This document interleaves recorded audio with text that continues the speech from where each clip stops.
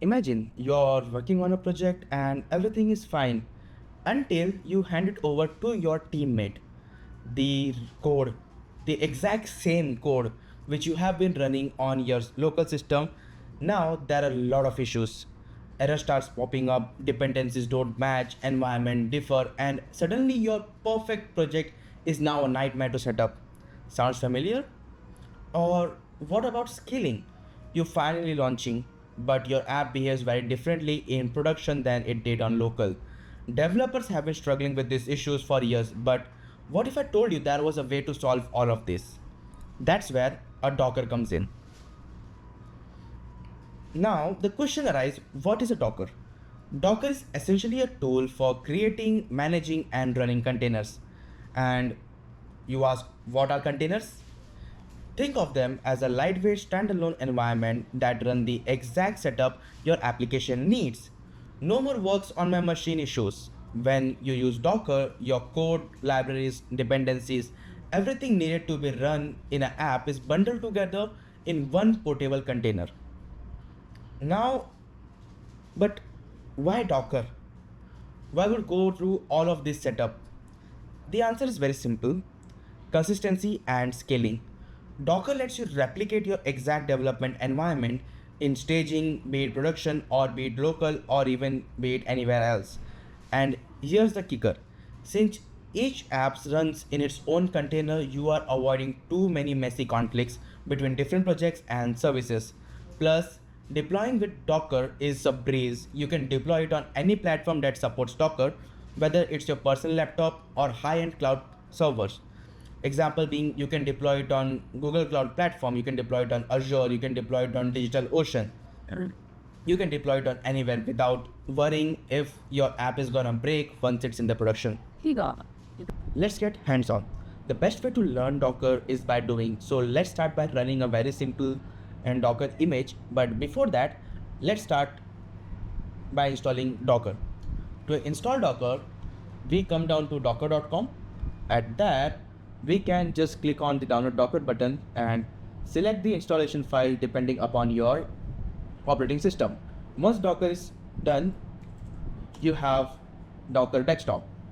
Just make sure that Docker desktop is running, as you can see the engine running here, or else you will have an option to start Docker. Since I have been using Docker for a while, so it's already in start mode.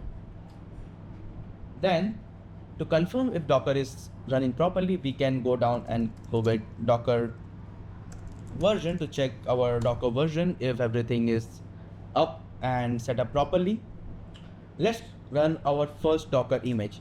To run a Docker image, we use command docker run followed by the image name. So right now we'll just run a hello world image from Docker itself. Oh, sorry, it's not run, it's run.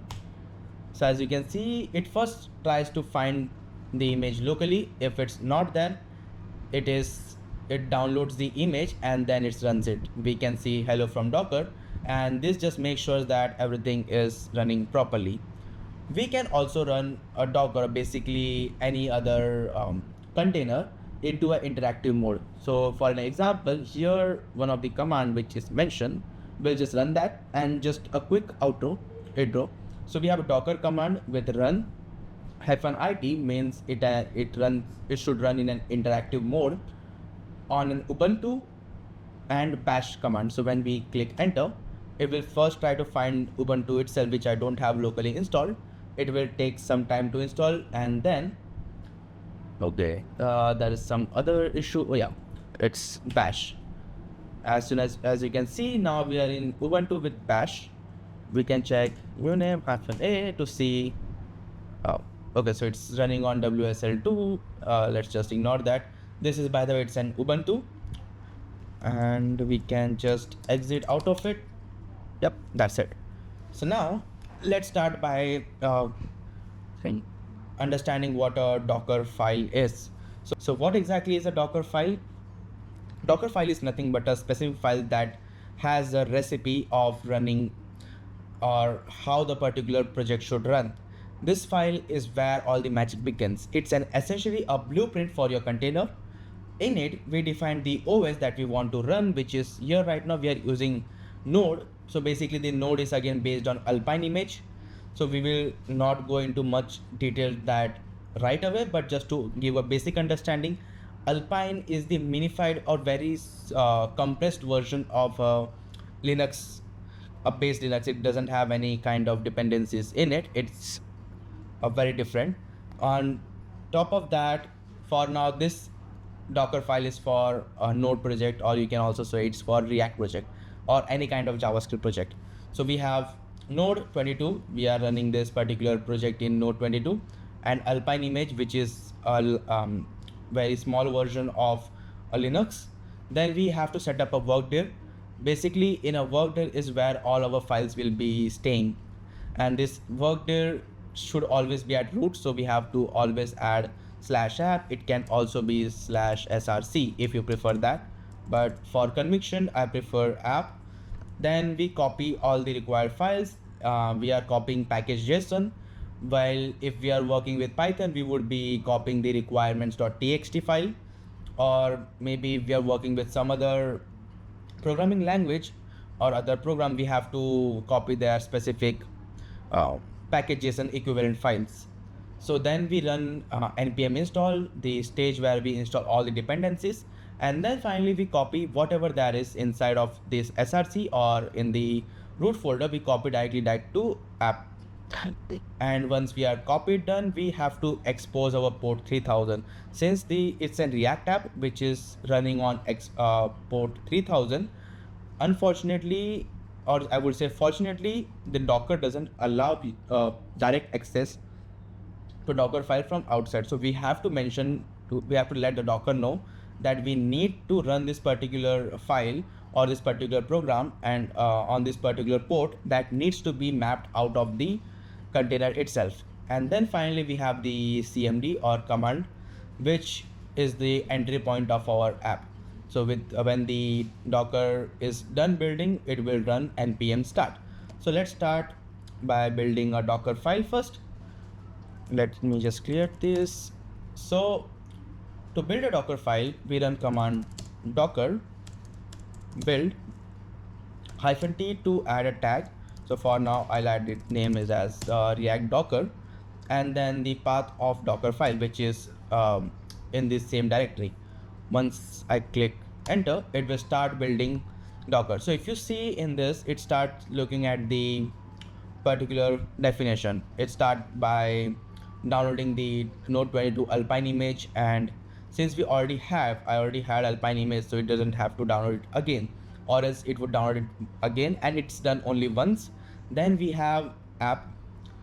We have created app here, and then we copied all of the data, run npm install, and we copied all of it, and all of the layers were exported into a single Docker file, which was React Docker. So if I see Docker image, I should get Docker image ls. I should get list of all the images that is there. So the one that we created right now was this React Docker, and by default all of whatever image that you're creating, it will have the latest tag. You can also provide it with another tag, let's say like React Docker colon we can say 100 maybe. Let's just go with it. Yeah, and then the file of Docker that we need to run.